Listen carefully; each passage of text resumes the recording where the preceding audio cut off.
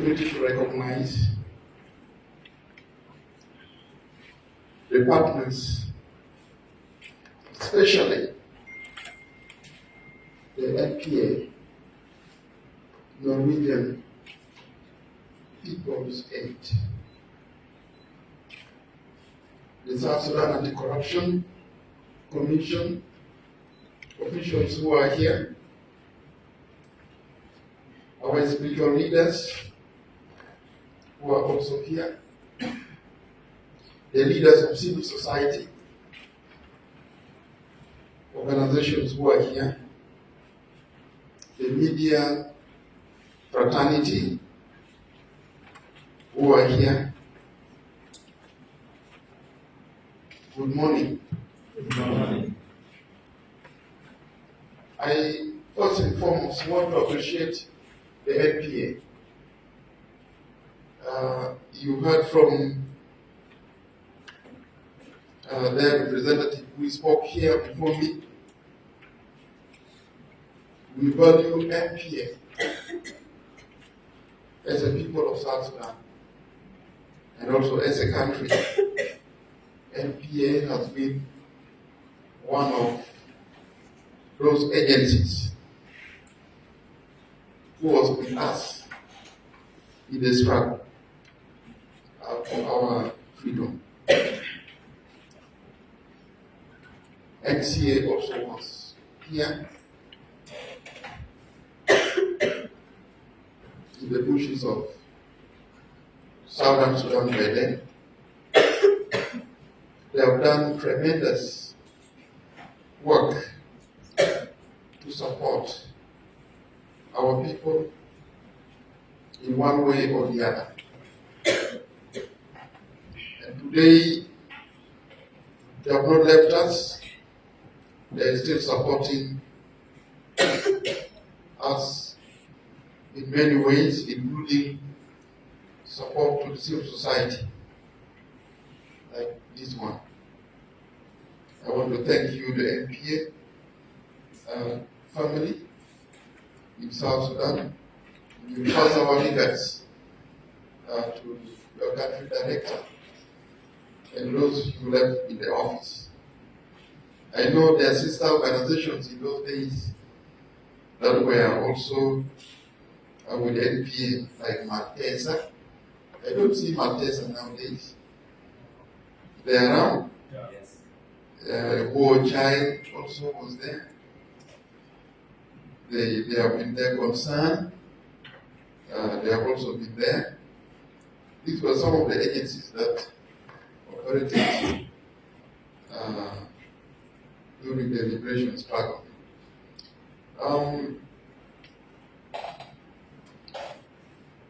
I also want to particularly thank the anti-corruption. They are operating under very difficult circumstances of no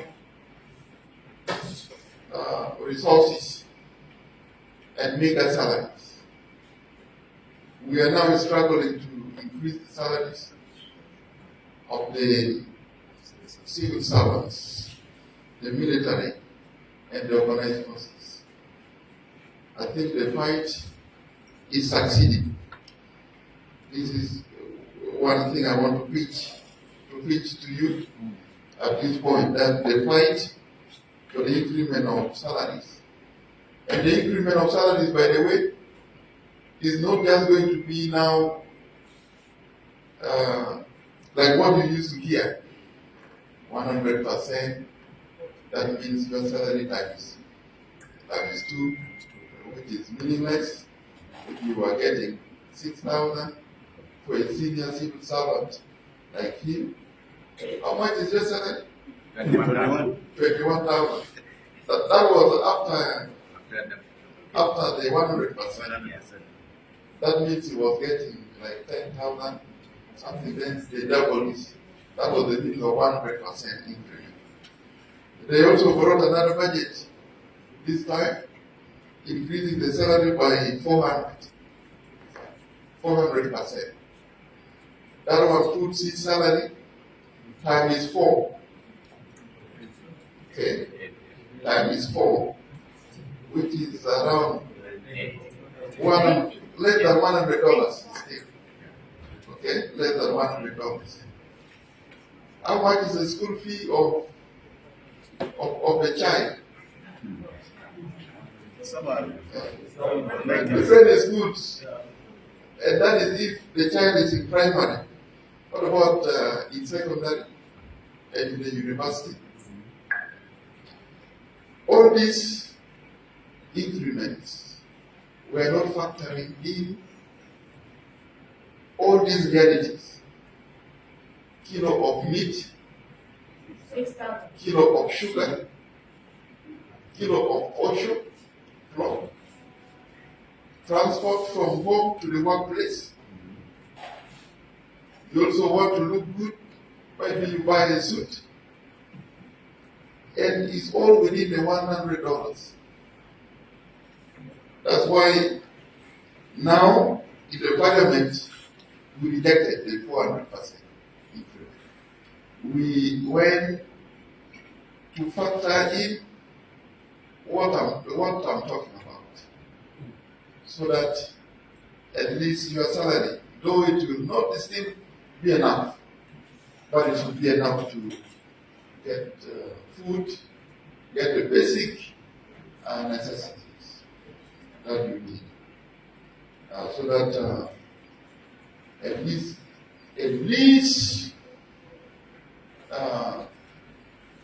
paying scale should not be less than $100. The least grade, private, in the army should not get below $100. Okay, so this is what we are talking about. So anti-corruption is discharging its function under this circumstance, and I want to thank them very much.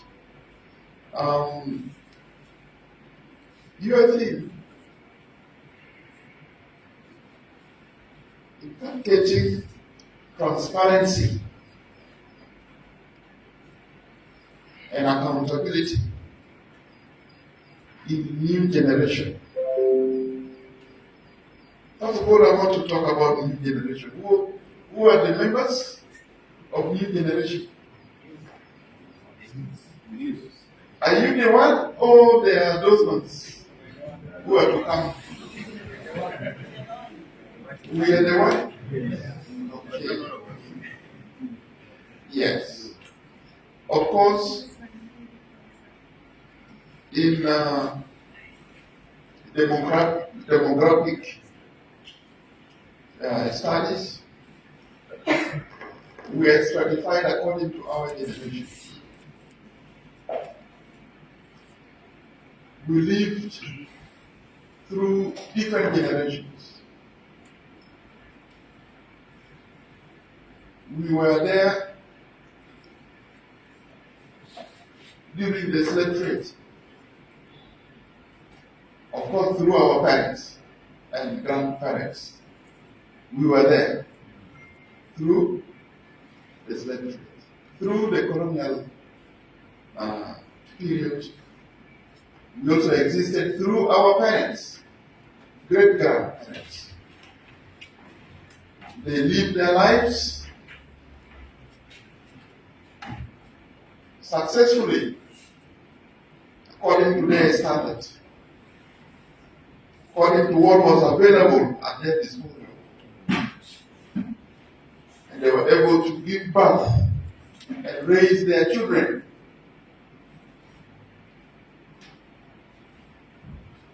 And again, we saw another generation emerging from those era. The generation that fought like Nyanyawa emerged from the era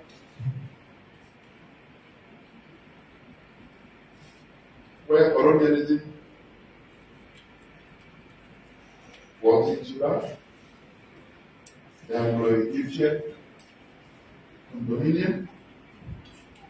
They left us in the hands of the Sudan. our parents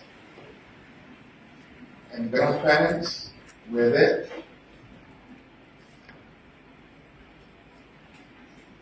The Nyanya one, whose generation is 40 years, they talk of 40 years in the Bible. 40 years marks a different generation.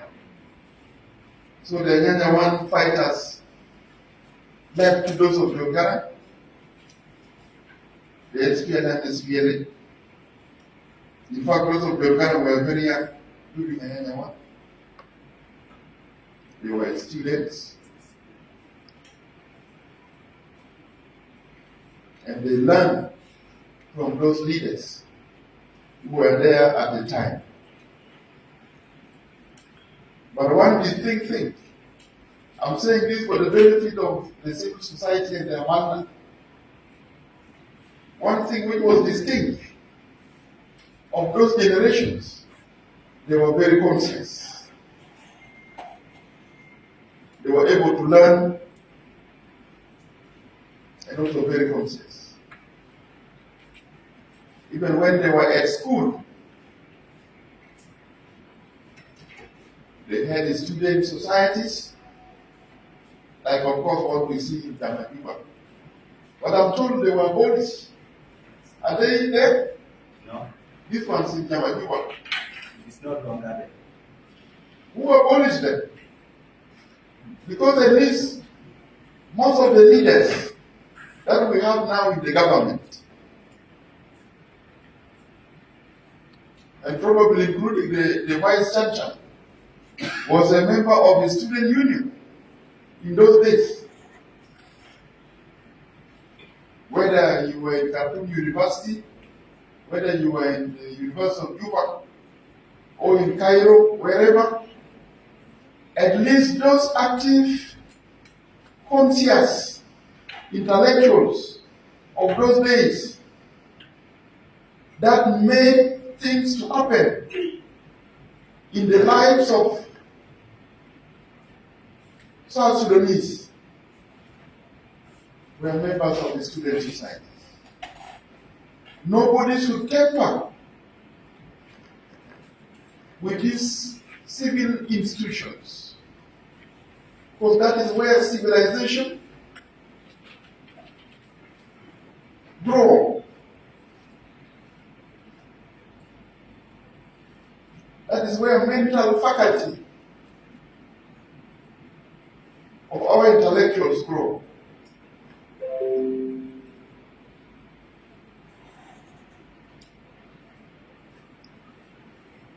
Of course, the SPLA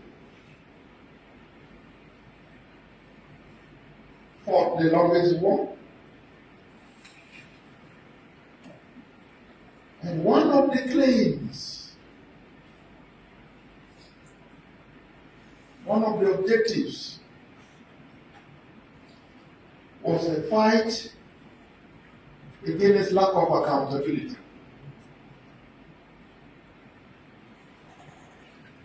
A fight against marginalization, lack of transparency, discrimination. These were the corruption of the day in the Khartoum-based regime. They were well defined by the leaders of the day and well articulated for the consumption of the one and also those who may not have been aware of the situation. This is how we reach here. I'm talking about generation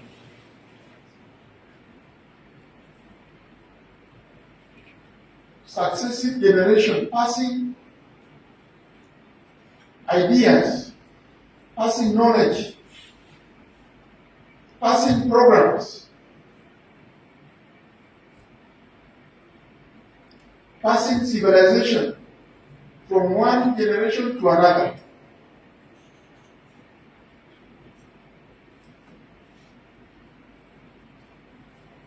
transparency,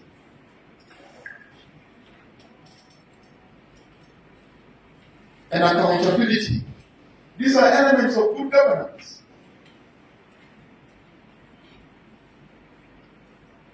If you want to talk about good governance, you be transparent and also you be accountable. You have nothing to hide from the public. You don't have anything to hide from the public. Because being in public office, what you are handling are not your private matters. This is what brings people to be concerned of what is going on, and you should not hide anything from them.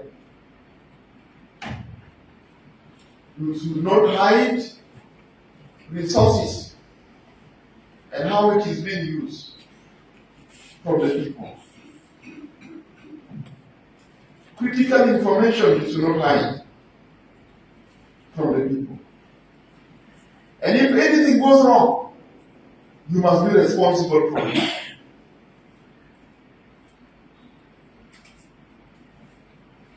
Accountability means there is a higher authority. Now in South Sudan, who is the higher authority?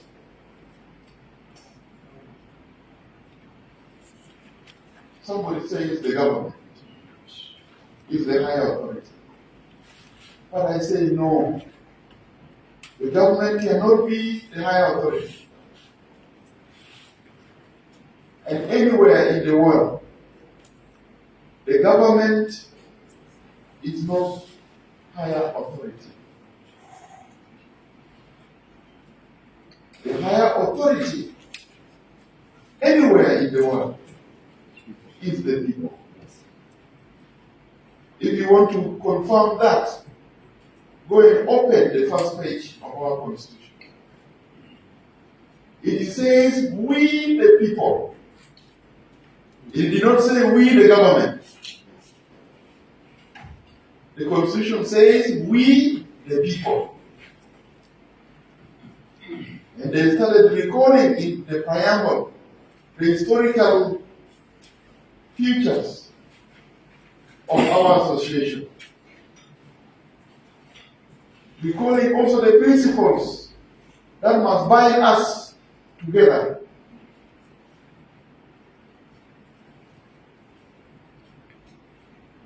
That is the voice of the people. It's not the voice of government.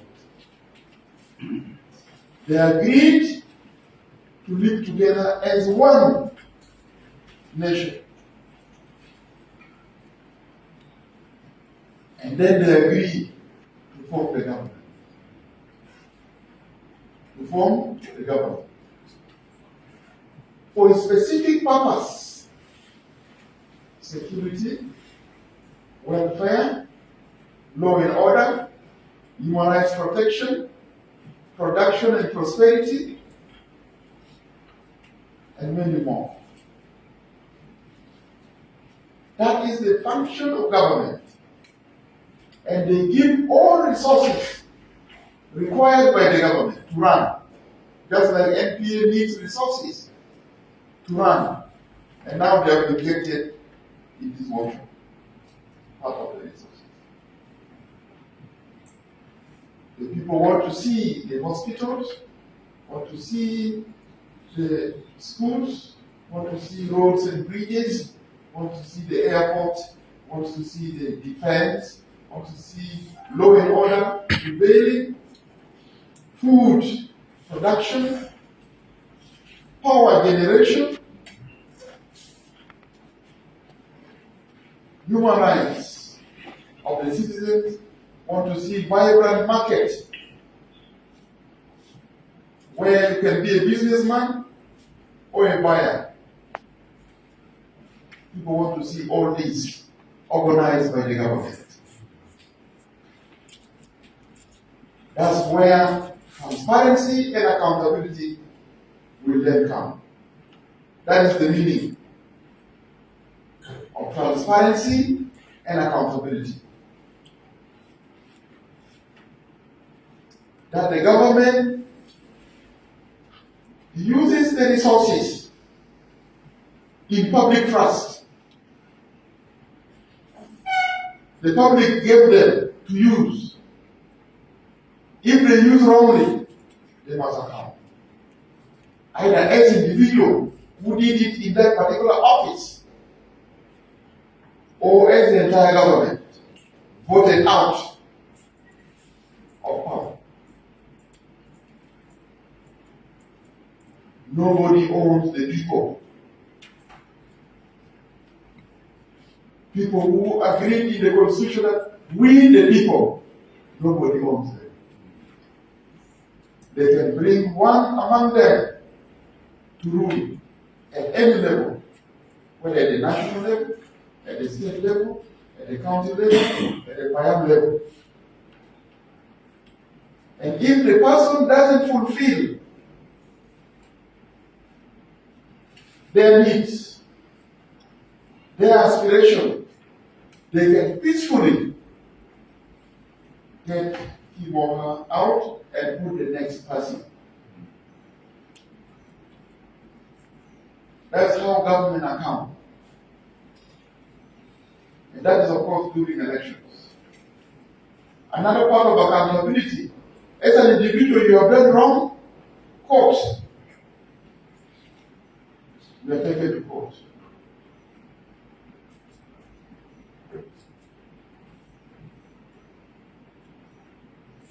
This is how important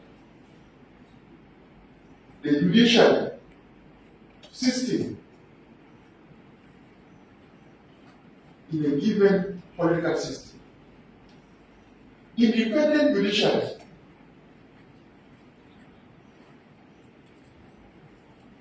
I know there are many cases pending in our judicial system.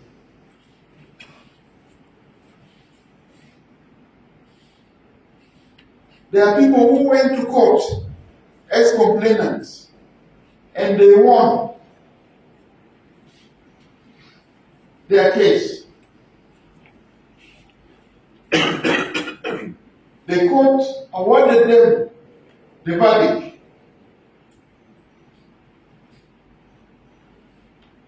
The court also wrote for eviction. For instance, cases regarding land here in Juba or elsewhere. But you find somebody defies the court, doesn't want to account. The person has grabbed land that does not belong to him. And the complainant, the citizen, a member of those who say, we the people, doesn't get his land or her land. And you find the fellow is busy building.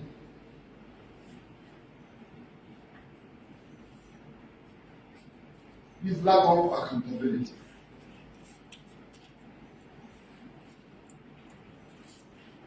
You read in the press,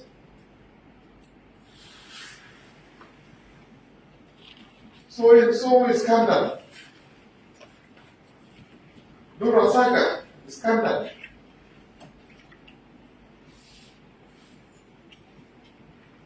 But nobody goes to court. Previously, a minister was removed because of the scandal and also detained. The relatives went and plucked him out of the detention. Why? It's because of what I said in one of the forums. That the biggest mistake African leaders did, and including here in South Sudan, is liberators turning to be oppressors.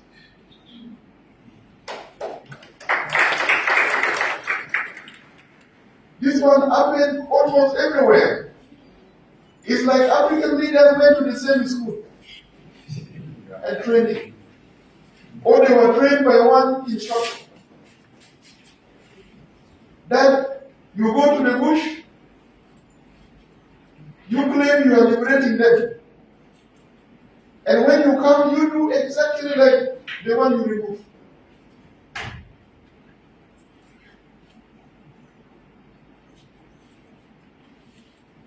When they come from the forest,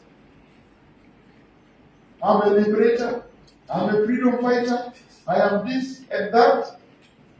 Before you know it, he is very rich at the expense of the common man.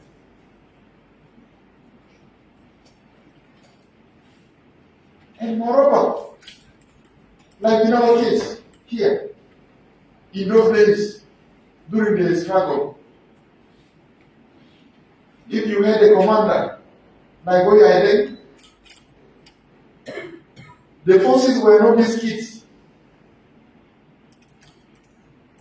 The forces were our kids. They were collected from all the villages. There was even mandatory cash. You go to any community and bring able youth, whether they were in school or not, put them in the training camp, sometimes even only for 3 weeks. The front line.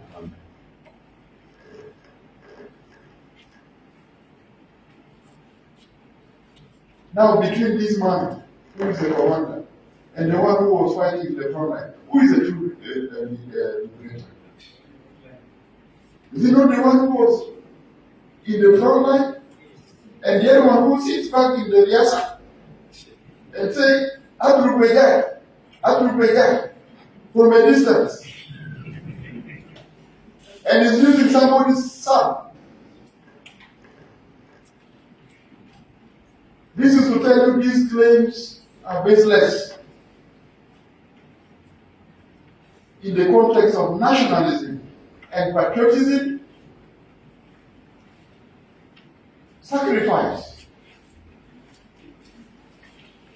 is the highest virtue of citizenship. That you sacrifice your life for the goodness of everybody. Like those of Martin Luther King, like those of Nelson Mandela. Mandela, for instance, did not die in the office. In fact, he only ruled for and left. Brothers and sisters, you continue. He did not mistake any claim. This is about African story regarding liberation and post-colonial governance, how it went. But we as South Sudanese, we had advantage over those ones who came before us. Why? They made mistakes, and we learn from their mistakes, and we should not repeat their mistakes. Because some of the mistakes they made plunged their countries into serious political turmoil, like here in Uganda. Until the group of Museveni came, and they also say now we are the liberators.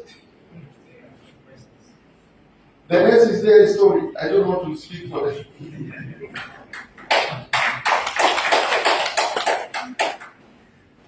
For us here, the generation is ours. Are you now? You are of the age. Those who can make South Sudan are you. And those who can break South Sudan are you. You are going to school. You know the right thing.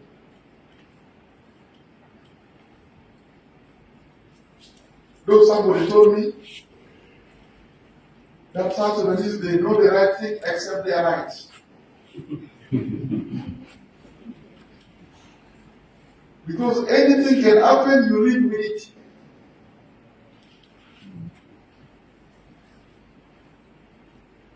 In fact, this generation is unique. You can imagine over 50 years of liberation. Anyanya 1, Anyanya 2, SPLM, SPLA, until we got our independence. The people who fought these wars, they are still alive now. And their children,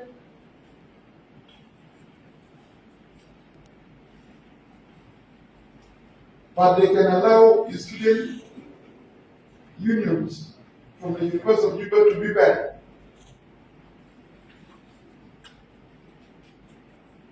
You don't raise your voice.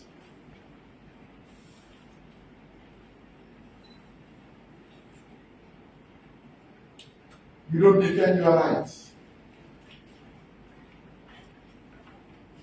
Because if you allow corruption to take place, do you know the meaning? The meaning is an individual is taking advantage of the public, whether resources or office. If it is resources, millions of dollars, only in one hand. What are these? These are jobs. These are hospitals. These are good roads. These are clean water. It's taken by one man. He may refuse to live in South Sudan with it. He lives in Nairobi. He lives in Kampala. He lives in UK. He has taken the jobs to another country.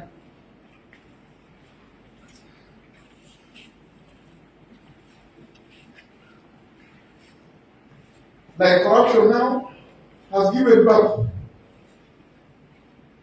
to many kids. One of them is tribalism. You want to know who is the minister? You check the staff.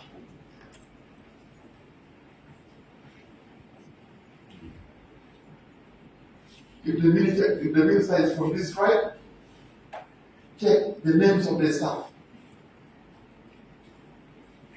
I'm told also in the civil society is now there.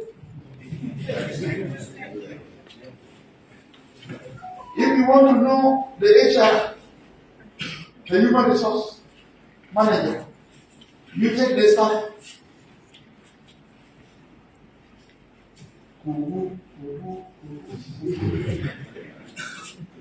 Oh, actually, I'm from Acholi.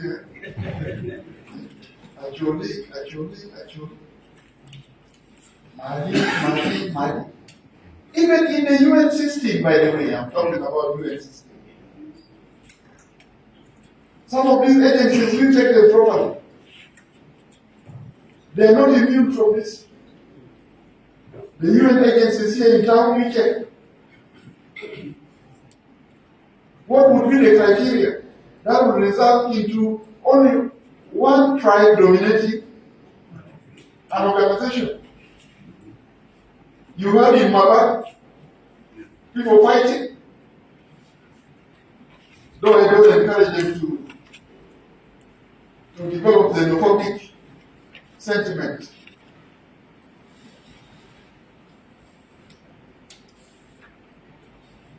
Discrimination, tribalism.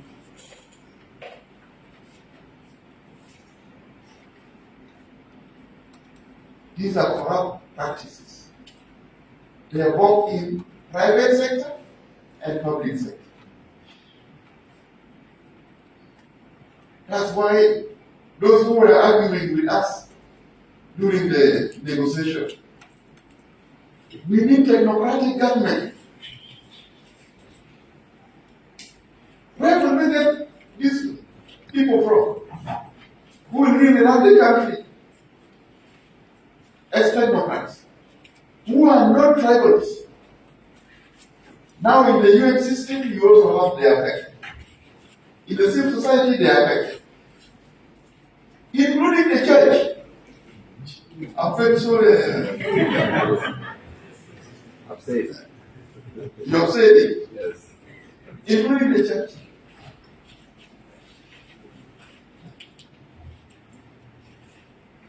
Did you see the pulling of ropes when the bishop, the metropolitan bishop of